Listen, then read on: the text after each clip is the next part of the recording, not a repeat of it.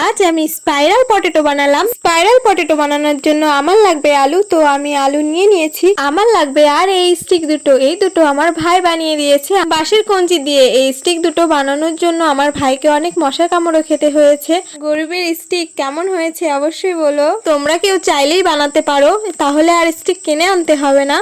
তো আমি আলুগুলো ছাড়িয়ে কেটে নিচ্ছি, প্রথমে সোজা করে তারপর বাঁকা করে।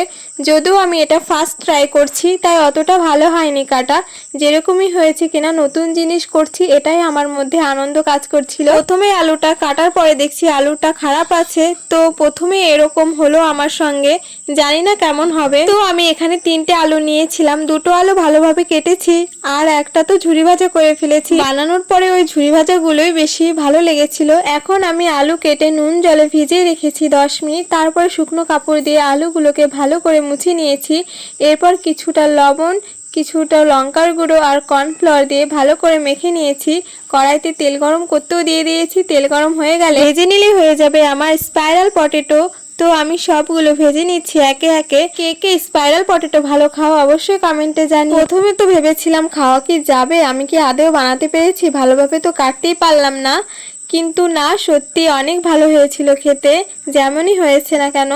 তো আমার সবগুলো ভাজা হয়ে গেছে, এখন আমি সস দিয়ে দিচ্ছি। সস আমি এমনিতেই ভালো খাই, আর এরকম ভাজাভুজি থাকলে তার সঙ্গে সস তো মাছ থাকতেই হবে, তাই না?